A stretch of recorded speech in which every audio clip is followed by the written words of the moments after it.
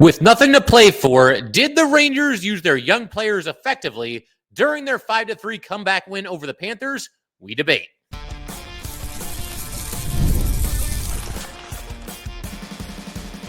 You're Locked on the New York Rangers, your daily podcast on the New York Rangers. Part of the Locked On Podcast Network, your team every day.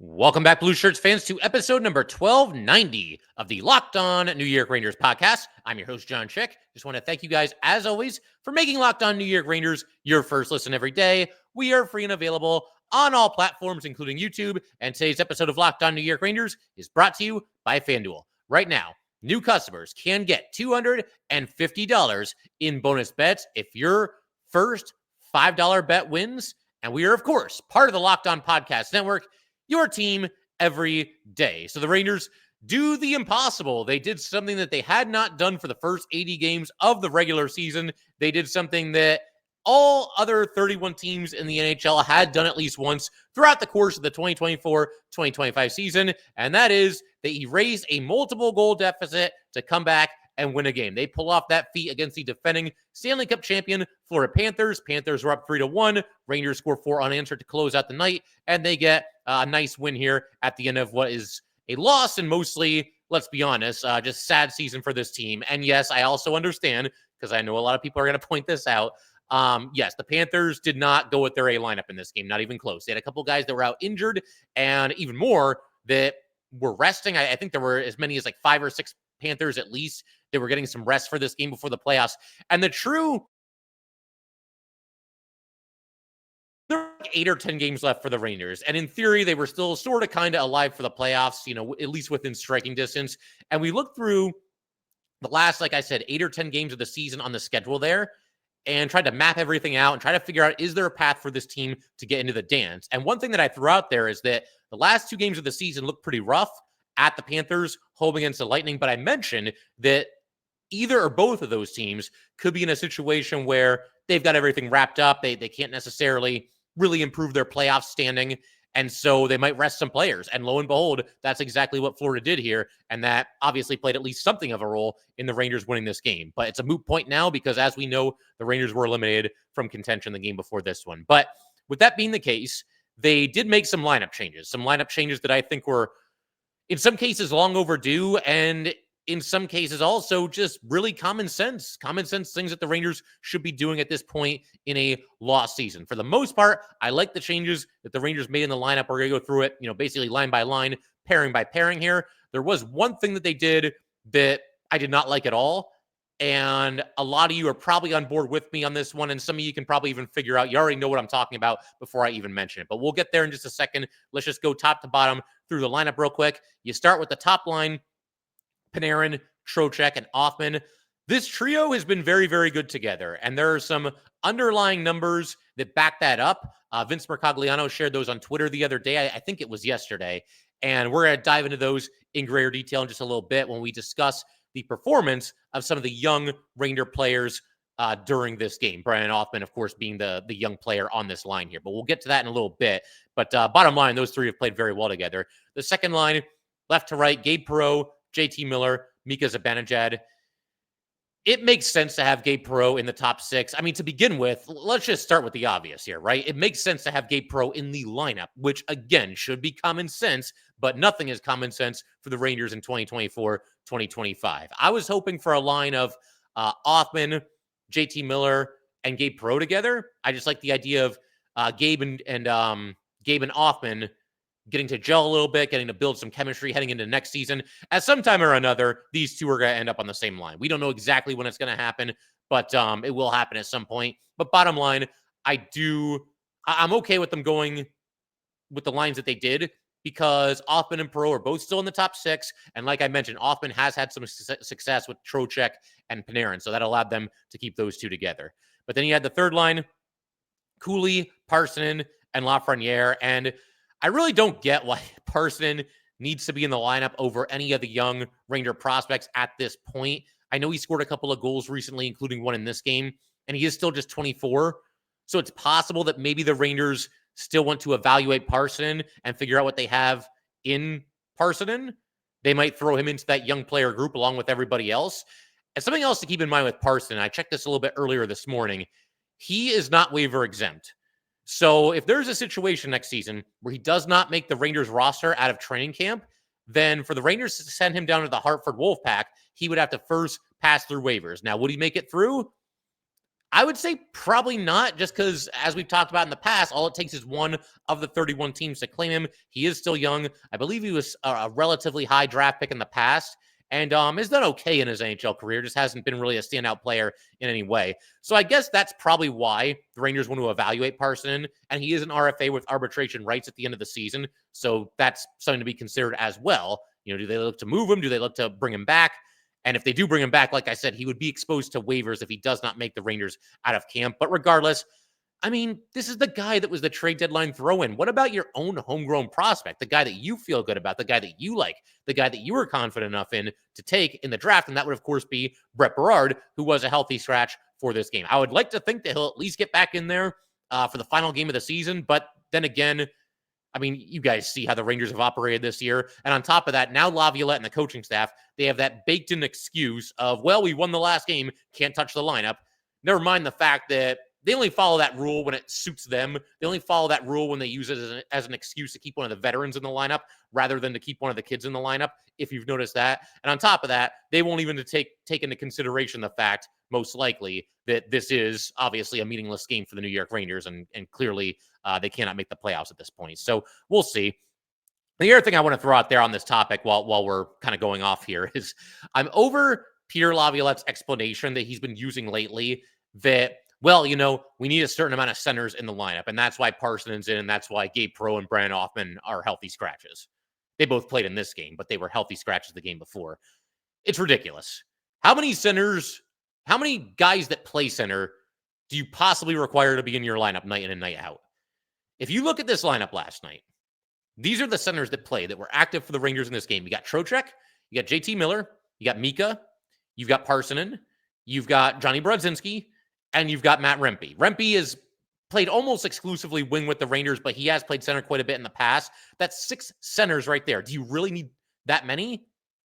And Brett Berard, hasn't he played center in the past? I want to say with the Wolfpack, they at least, mixed him in at center every once in a while. How many centers can you possibly need in your lineup? Look, if you want to play Parsonen, just say you want to play Parsonen and explain the reasons why. I wouldn't agree with it, but I mean, okay, at least throw a couple of reasons at me so I can try to understand it. This idea that you need 6 centers in your lineup, yeah, hard pass for me on that one. I'm not buying it for 2 seconds. And then, of course, the fourth line, you had Kreider, Brodzinski, and Rempe. This line really produced 2 assists for Kreider, a goal and an assist for Rempe. Brodzinski had a goal as well, at least 1 goal. I don't know if Brodzinski had any assists. I'm trying to remember. I think that might have been it. But regardless, a strong night for these guys overall.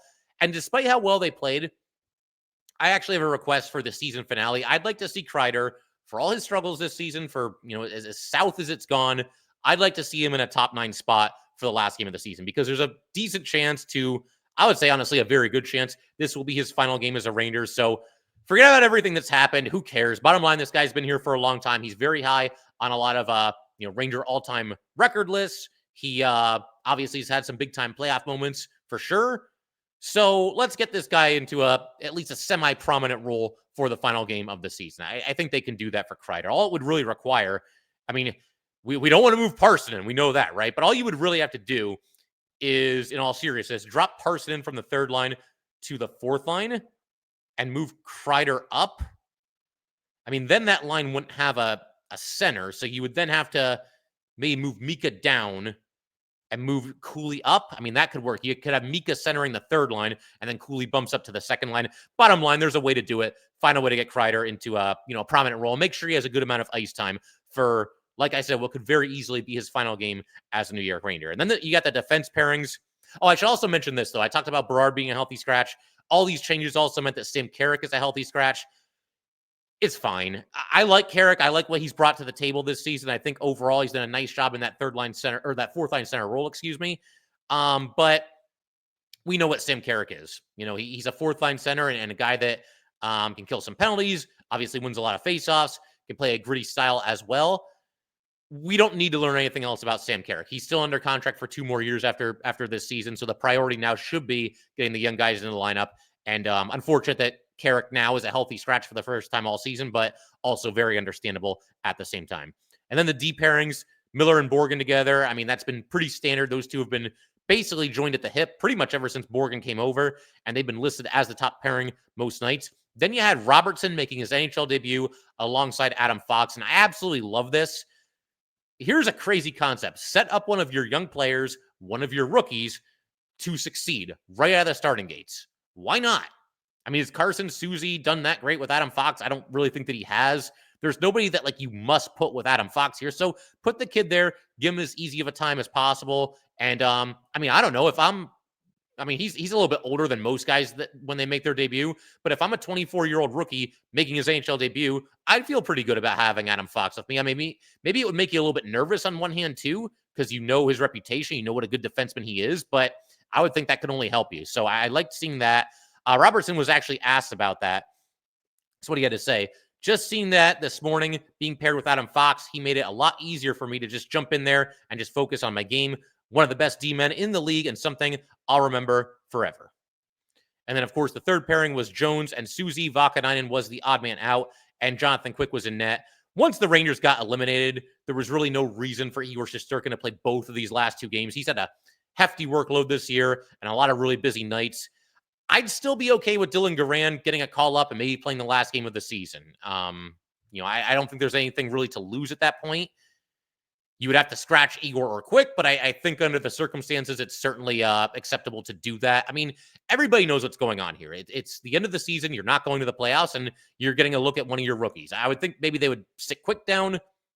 I don't know. I don't know how they would play that, honestly. But I wouldn't be opposed to seeing Garand make his first start in the NHL. He's been up a couple of times and just hasn't gotten to play yet. So nothing to lose by giving the kid a look there.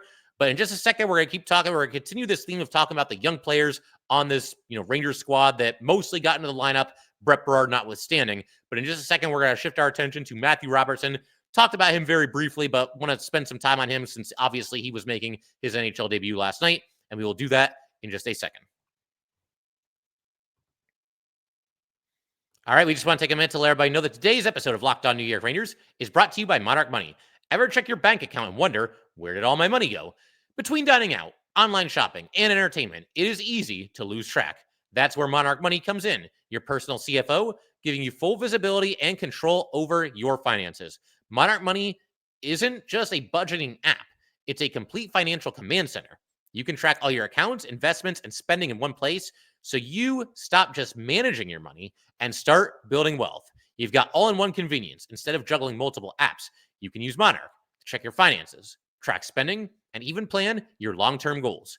Easy collaboration. Managing money with your partner is smoother than ever. You can track shared and personal accounts, set goals, and stay on the same page without all the stress. Take control of your finances with Monarch Money.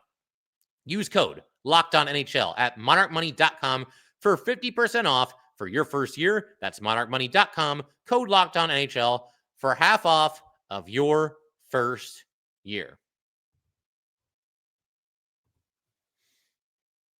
All right, let's go ahead and keep everything rolling here on Locked On New York Rangers. Huge shout out to the everydayers, as always. In our next episode, don't have the whole thing planned out yet, but we're going to be doing a little bit of a catch-up episode. I want to talk about Ty Henricks, excuse me. I always want to put a D in there, but it's not. It's not Hendricks. It's Henricks. Ty Henricks, Rangers 6th-rounder, becoming a national champion. So that's obviously awesome, and a big congratulations to him. Also, Kenny Albert is primed to replace Sam Rosen. I think obviously that is an excellent choice. It was kind of the obvious choice, but I think a very good choice nevertheless. I want to talk a little bit more about that in the next episode as well. But for right now, let's go ahead and talk about Matthew Robertson. He finally makes his NHL debut. We talked about this in the last episode before, the most recent game obviously occurred, that Robertson had been getting called up. Laviolette had already mentioned that he was going to be in the lineup. And as I said then, I'll repeat it very quickly right here, right now. It had to happen. It was time for this to happen. The bottom line, again, lost season, 2 meaningless games. You've got this former 2nd rounder who just turned 24, who's been playing in the AHL exclusively, 250 games for Robertson in the AHL without a single game in the NHL. It was time for him to make his debut. And frankly, it'll be ridiculous if he's not out there in the final game of the regular season as well, because there's just no reason for him not to be. Bottom line, Robertson, I thought overall had a pretty solid showing for himself. He got to do the lone skate by himself. Anytime somebody makes their debut, the team sends them onto the ice, onto the rink by themselves, and they get to skate around, take a couple shots at the net. Robertson, knocks the pucks onto the ice and skates around a couple laps, and then of course his teammates join him. But that was cool. Robertson said that it was something that he'll remember for the rest of his life. Talking about that skate around at the beginning of the game there. His parents were in the building, so that was obviously great to see as well. As far as the stats go, Robertson was out there for 15 minutes and 24 seconds. Naturally, that was the fewest of any Ranger defenseman. Part of me wants to get upset about this, but at the same time, this is not uncommon for guys making their NHL debut, for their ice time to be limited. I think the one thing that makes me wish it was a little bit more is just this very simple fact that we are, again, playing meaningless games here. So why not throw him out there for a bigger workload than that? Although I will say the ice time among the Ranger defensemen, and this makes sense once again, given the fact that it is a meaningless game overall, the ice time was spread out pretty evenly. Robertson had the fewest at 15-24, and Fox had the most, but it was only 22 minutes or so, give or take. No reason to throw anybody out there for 27 minutes at this time. So it was fine. Robertson at least got to show a little bit of what he could do. He was a +1 on the night, 2 shots on goal, 1 giveaway, and 1 takeaway, and almost scored his first NHL goal on his first shift in about 10 or 12 seconds, whatever it was. You had the Rangers winning the faceoff. JT Miller goes up the right side. He hits the brakes.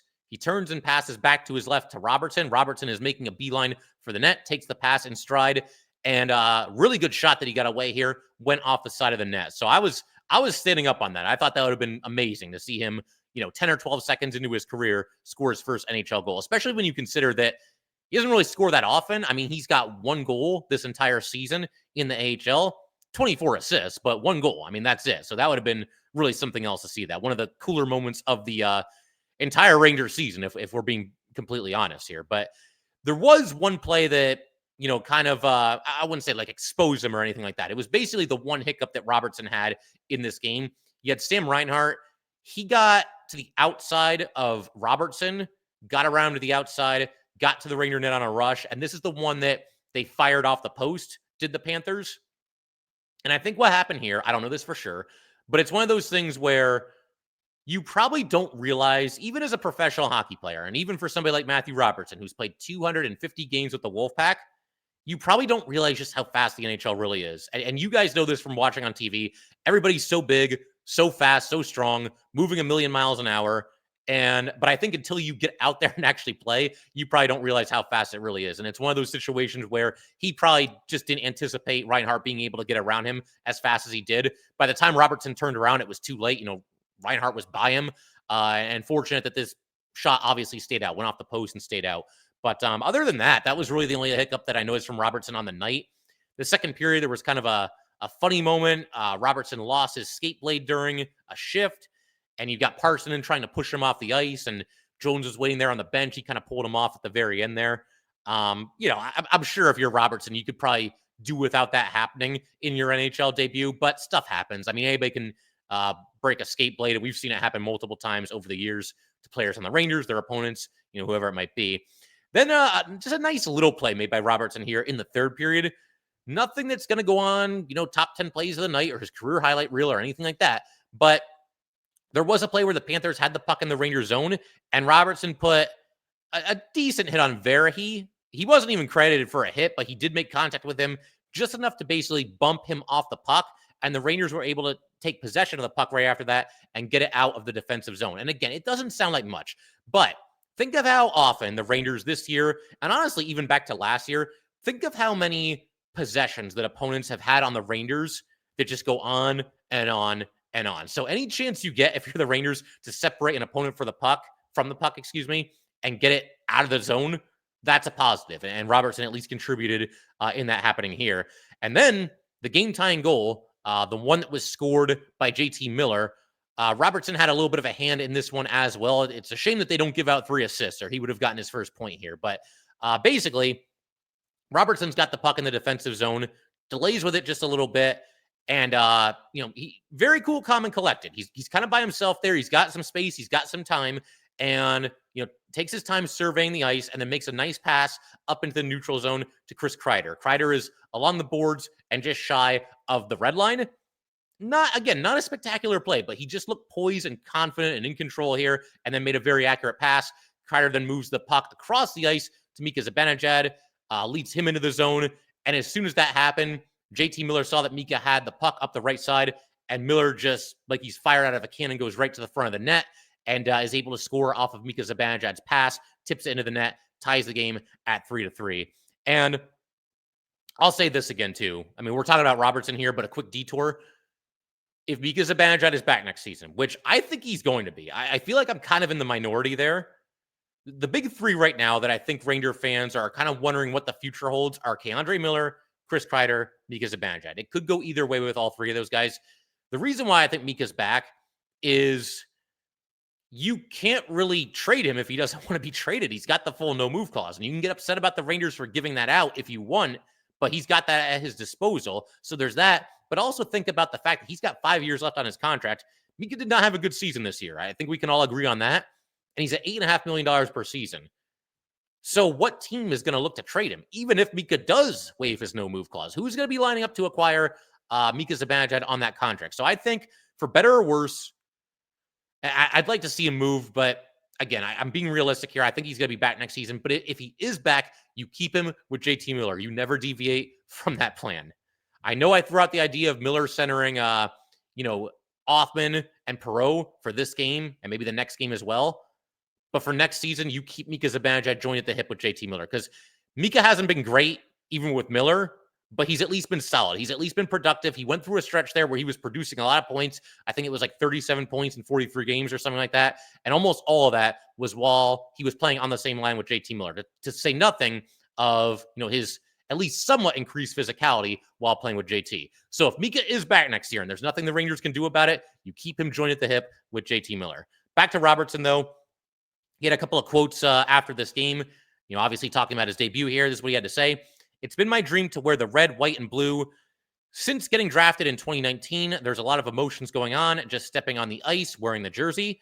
There were a lot of emotions and a lot of nerves. I was just very excited and proud of my family and everyone who's helped me." And then he went on to say, "I'm not going to lie, I was a little nervous, but the guys were super welcoming, very positive, and made it a lot of fun." And that's good to hear, too. There's been so much drama and so many question marks as far as leadership and whatnot this season. It's good to know that if nothing else, at least some of these guys are making the rookie feel welcome. So that's obviously very nice to hear. And let me just say one more time here before we kind of turn the page on Robertson for the day. He needs to play in the final game. Literally zero reason for it not to happen.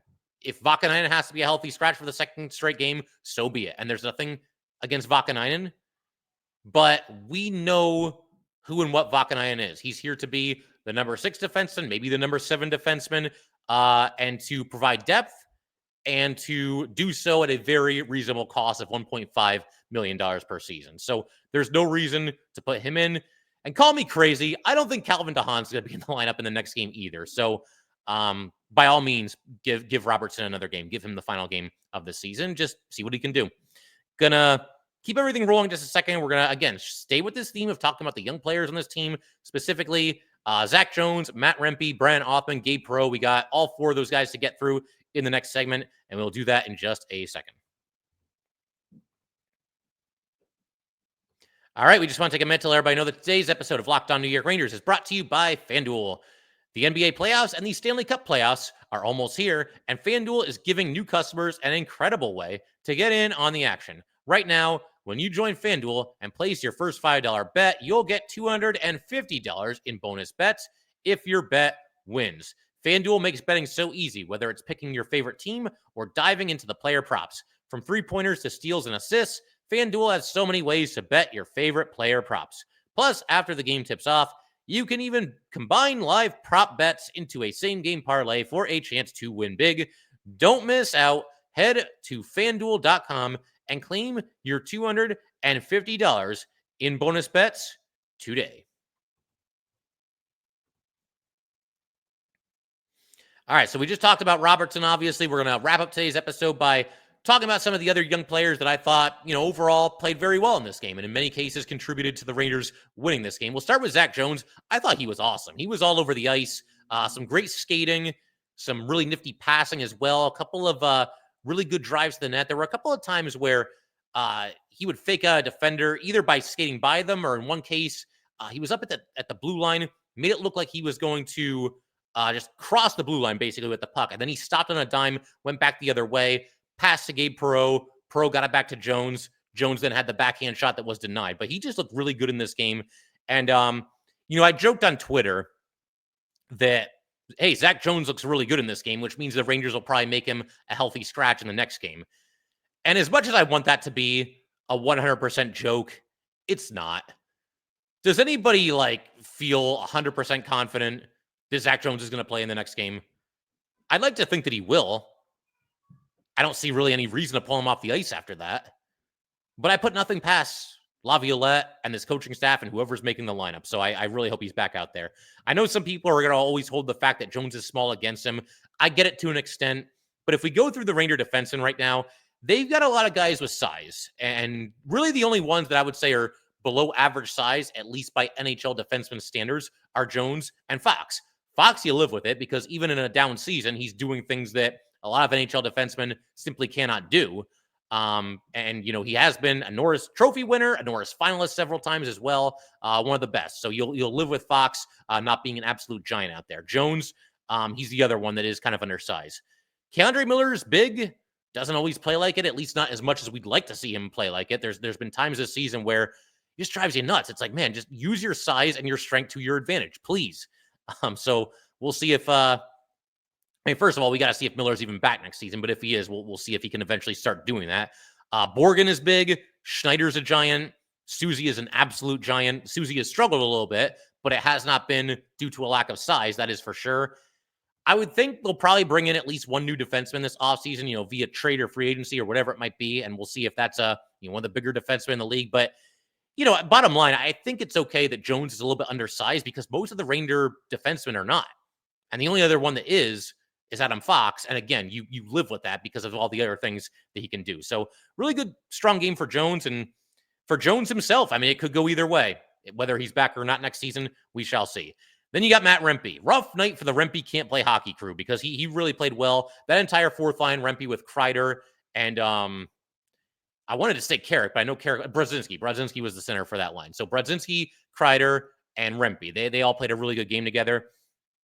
Rempe scored a goal, and he made a great play here because you've got Parson taking the faceoff. It's one of those that neither team wins cleanly, but Rempe got in there very quickly. The faceoff was on the left circle, and Rempe was on the right wing. So he was able to get there and move the puck back quickly to K'Andre Miller at the point. And as soon as Rempe did this, he goes right to the front of the net and sets up shop there. And I was really hoping that Miller would shoot the puck, and he did. And Rempe's there. Puck ends up laying in the crease, and Rempe gets to it and sweeps it home for the stuff and goal there. And just great stuff by Rempe there. Great job helping the Rangers win the faceoff, and great job cleaning up the loose change there. This is something that I'd like to see more of with Matt Rempe. This guy parks himself in front of the net. Who's going to stop him? Who's going to move him out of there, right? So I'd love to see more of that. And the assist might have been even better. You had a situation where the Rangers lifted the puck into the neutral zone. It's coming down. The Panther defenseman is there. He tries to put his glove up and, glove it down to the ice. And as he makes contact with the puck, Rempe just runs him over. Clean hit, clean as day. We know that. Well, it had to be a clean hit because the referee didn't immediately call a penalty on Rempe. So it had to be a clean hit. But he runs him over basically. And Brodzinski was there too, but Rempe ended up coming away with the puck, goes into the blue line, goes over the blue line, fakes a defenseman completely out of his skates, just goes right around him to the left, gets to the front of the net, and then finally does lose control of the puck at the very end. Fortunately, though, Kreider was there. He had followed the play, and he very quickly got the puck back in front over to Brodzinski on the other side. Brodzinski took care of the rest. But this was all made possible by Matt Rempe. And for Rempe, he should be on the Rangers opening night roster next season. I don't know that he will be. He could fall victim to what we've seen in the past. And the Rangers are not the only team that does this. But teams, when they're deciding, who's going to make the opening night roster and who do we expose to waivers, they do, and really they should, take into consideration a player's waiver exempt status or lack thereof. Matt Rempe is still waiver exempt, so they would be able to send him to the Hartford Wolfpack next season without having to put him through the entire waiver process and worry about a team claiming him. And a team would absolutely claim Rempe for the size alone. Somebody would claim him. So, if it comes down to like maybe Parsonen or Rempe making the team next season, as much as I would love for it to be Rempe, as much as I think it really should be Rempe, and as much as I think that Rempe would make the Rangers a better team, they might go with Parsonen. And it's annoying, but I can't crush them for it either, because maybe they don't want to take the risk of losing anybody to waivers. They know Parsonen would have to clear, which he might not. Rempe would not have to clear. So if there's any justice based on how Rempe has played this season, he'll be on the opening night roster next season. I'm just not sure, given the whole waiver exempt versus not waiver exempt thing, if that's going to happen, but we shall see. Gabe Perreault.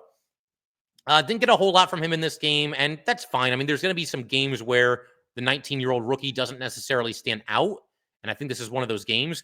I did mention that sequence he had with Zach Jones a little bit earlier in the game. That was one of his better plays. There was also an instance where he got in there on the forecheck really quickly. He was trailing the defenseman, but very quickly was able to steal the puck away from him. Pass in front of the net. Unfortunately, the pass didn't connect with anybody, but it was nice to see him, get in there on the forecheck and make a play on the puck. That was at least a positive there. But this is also why Gabe Perreault should be playing every game. He hasn't played in a week.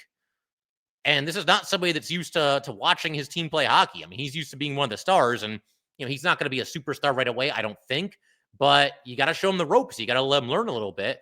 And when you take him out of the lineup for a week and he's got to watch 3 games in the press box, I mean, do you really think that he's going to hit the ground running and put up all these points and have an awesome game? It's possible, but you didn't really put him in position to succeed.